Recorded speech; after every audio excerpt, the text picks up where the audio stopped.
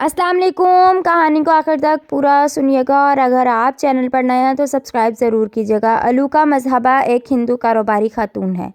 انہوں نے عرب کے ایک ملک عمان میں اپنی ایک الیکٹریکل کمپنی بنا رکھی ہے۔ مذہب اسلام کے سچے اور خوبصورت ہونے کا ایک واقعہ سناتی ہیں کہ میرے والد صاحب پنڈت تھے۔ پنڈت ہندوؤں کا ایک مذہبی رہنما ہوتا ہے۔ پنڈت ہونے کی وجہ سے علاقے میں ہمارا عزت و احترام بھی تھا۔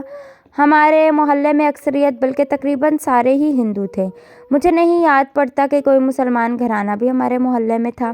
اگر تھا بھی تو میرے علم میں نہیں ہے۔ ہمارے محلے سے کچھ دور ایک پوری گلی مسلمان گھرانوں سے آباد تھی۔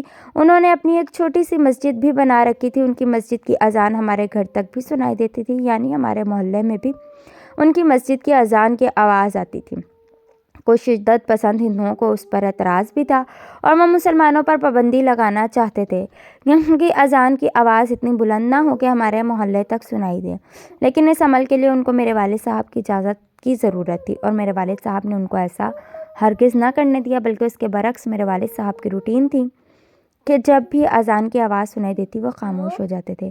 اگر وہ مندر میں بیٹھے ہوتے تو مندر میں اپنی عبادت کو وقتی طور پر بند کر دیتے تھے۔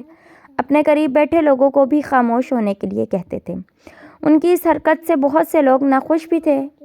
اشاروں کنائیوں میں لوگ ان کو منع بھی کرتے تھے، لیکن وہ اپنی اس بات پر مصر رہتے تھے اور اذان کے احترام میں ہمیشہ خاموشی اختیار کرتے تھے۔ بہت سارے لوگوں نے ان سے وجہ پوچھی، لیکن میرے والد صاحب نے اس کی وجہ بتانے سے ہمیشہ گریز کیا۔ جب میرے والد صاحب کا آخری وقت قریب تھا تو میں نے ان سے یہ وجہ پوچھ لی، کیونکہ یہ سوال جو زبان زد عام تھا یہ میرے دل میں بھی تھا، لیکن والد صاحب کے رعب اور دبدبے کی وجہ سے مجھے کبھی جرأت نہیں ہوئی تھی۔ اب چونکہ ان کا آخری وقت قریب تھا اور میں اپنے دل میں یہ سسپینس نہیں رکھنا چاہتی تھی، اس لیے میں نے اپنے والد صاحب سے یہ پوچھ ہی لیا۔ تو میرے والد صاحب نے کچھ یوں قصہ سنایا کہ بیٹا، جب ہم چھوٹے تھے تو ہمارے والد یعنی تمہارے دادا وفات پا گئے تھے۔ ہمارے گھر میں کھانے تک کے لیے کچھ نہیں ہوتا تھا۔ ہمارے پڑوس میں ایک مسلمان گھرانہ آباد تھا۔ اس شخص کا نام اللہ رکھا تھا۔ وہ مسجد میں امامت کے فرائض سر انجام دیتے تھے۔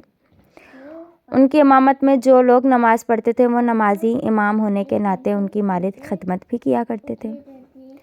وہ امام صاحب جو کچھ بھی کما کر لاتے تھے اس میں سے ہمارا حصہ ضرور نکالتے تھے۔ سادہ لفظوں میں یوں کہہ لو کہ ہم لوگوں کی کفالت ان امام صاحب نے ہی کی ہے۔ جب میں جوان ہو گیا اور کمانے کے قابل ہو گیا تو ہم لوگ وہ محلہ چھوڑ کر یہاں آ کر آباد ہو گئے۔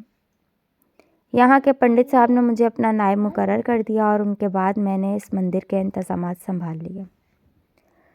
جب میری مالی حالت بہتر ہو گئی تو میں ایک بار اپنے اس پرانے محلے میں گیا۔ ان امام صاحب سے ملا جو انتہائی ضعیف ہو چکے تھے اور قریب المرگ تھے۔ میں نے ان کا شکریہ ادا کیا اور بتایا کہ میں ان کا احسان مند ہوں۔ وہ احسان تو میں کبھی نہیں چکا سکتا، لیکن جس طرح انہوں نے پہلے میری خدمت کی تھی اب میں ان کی خدمت کرنا چاہتا ہوں۔